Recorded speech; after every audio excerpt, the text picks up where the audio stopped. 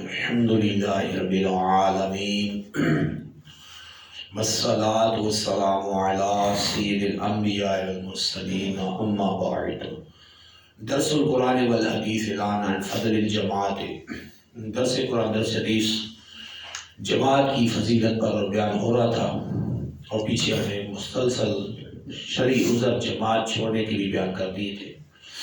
رواہ محمد بن یزید ابن ماجہ فی سننی، اس حدیث باب کو محمد بن یزید ابن ماجہ نے اپنی سنن میں نقل فرمایا۔ عن ابی موسیٰ الاشعری رضی اللہ عنہ قال، حضرت سیدنا موسیٰ اشعری رضی اللہ عنہ سے ارشاد فرماتے ہیں، قال رسول اللہ صلی اللہ علیہ وسلم، اللہ کے رسول مکرم صلی اللہ علیہ وسلم نے ارشاد فرمایا، اثنان فما فوقہما جماعت، ارشاد فرمایا دو اور دو سے زیادہ لوگ جماعت ہیں، یعنی جہاں کہیں دو بندے جمع ہو جائیں، کم سے کم منیمم دو بندے، یہ جماعت ہو سکتی ہے۔ فما فوقہما، اور دو سے اوپر جتنے بھی ہو جائیں، چاہے لاکھوں ہو جائیں، فما جماعت، وہ جماعت ہے۔ لہذا جہاں دو بندے بھی جمع ہو جائیں اور جماعت کی اہلیت دونوں میں سے کوئی ایک رکھتا ہو تو جماعت کرائی جائے۔ جماعت کی اہلیت کے لیے 6 شرطیں ہیں، جس کا امام ہونا، جس کے لیے 6 شرطیں وہ ہونے ضروری ہے۔ ایسے نہیں کہ نماز ہی فاسد کر دے اور جماعت کرائے، اس طرح نہیں ہوگا۔ جماعت کی پہلی شرط ہے سنی صحیح العقیدہ ہو، بد عقیدے کی نماز کے پیچھے نماز نہیں ہوتی، اس پر صحابہ کرام اور اہل بیت اطہار اور تابعین کا اجماع ہے۔ دوسرا یہ ہے کہ اس فاسق و فاجر مولن نہ ہو، اعلانیہ گناہ نہ کرنے، فاسق مولن کھلے عام سڑکوں پہ کھڑے ہو کے اعلانیہ گناہ کرتا ہو تو انگلیاں لوگ اٹھائیں۔ تیسری شرط یہ ہے کہ اس کی قرات درست ہو، قرات جانتا ہو۔ قرات غلط کی تو اس کی اپنی نہیں ہوگی، پیچھے جماعت والوں کی کیا ہوگی۔ اس لیے کہ خلاق عالم جل شان فرماتا ہے وَرَتِّلِ الْقُرْآنَ تَرْتِيلًا، قرآن کو ترتیل سے پڑھو۔ ترتیل کیا ہے؟ حضرت علی رضی اللہ عنہ قرآن کی آیت کی تفسیر میں فرماتے ہیں یہ تجوید الحروف ومعرفت الوقوف، قرآن کو حروف جہاں سے الف سے لے کے جہاں تک جو حروف ہیں ان کو اپنے اپنی جگہوں سے نکال کے پڑھنا، مخارج سے پڑھنا، درست پڑھنا، اور جہاں جہاں وقف کرنا جائز ہے اور ناجائز ہے اس کا بھی علم رکھتا ہو۔ تو یہ ہے قرآن کو ترتیل سے پڑھنا، قرآن کو ٹھہر ٹھہر کے پڑھنا، یعنی ترتیل سے پڑھنا۔ جہاں قرات یہ ضروری ہے، اپنے بندے کی درست ضروری ہے، جو امام پڑھ رہا ہے اس کے لیے پتہ جوہرہ ضروری ہوتی ہے۔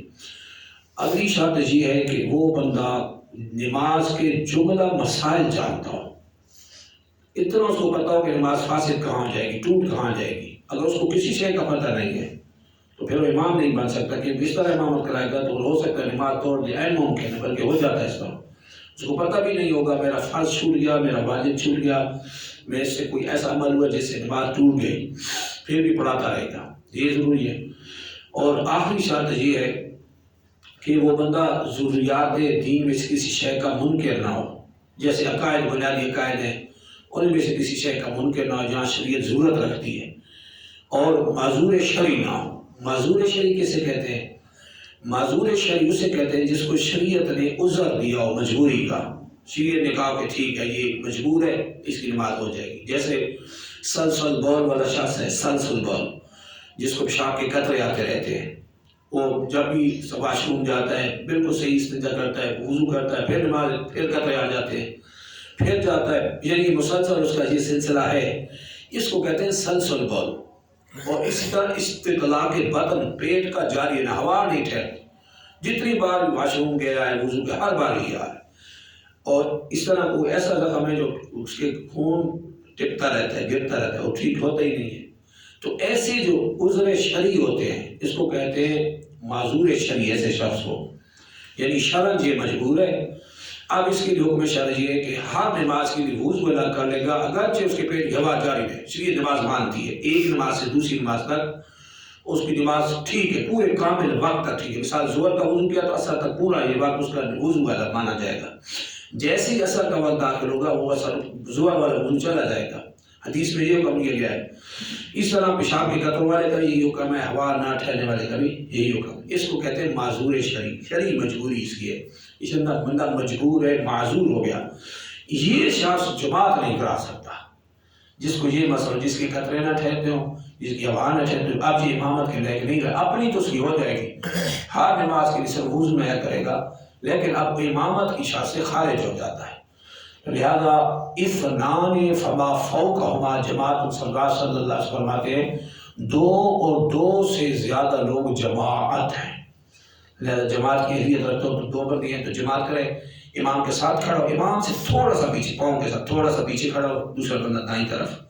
یہ جا کے امامت جماعت کرائیں گے 2 بندے. اگر کوئی پیچھے سے آ جاتا ہے تو امام کے آگے جگہ ہے تو امام آگے چلا جائے پاؤں کے سیٹ کے, اور اگر امام کے آگے جگہ نہیں ہے تو پیچھے جو بندہ آیا ہے وہ اس کو اشارہ ہاتھ کندھے پہ ہاتھ رکھے گا, یہ بندہ پیچھے ہو جائے گا, یہ دونوں پیچھے صاف بنا لیں گے. اس طرح جماعت قائم ہوگی. اللہ کی بارگاہ میں دام حق سے میں جو حق پہنچانے کی توفیق عطا فرمائے. وآخر دعوانا الحمد للہ رب العالمین.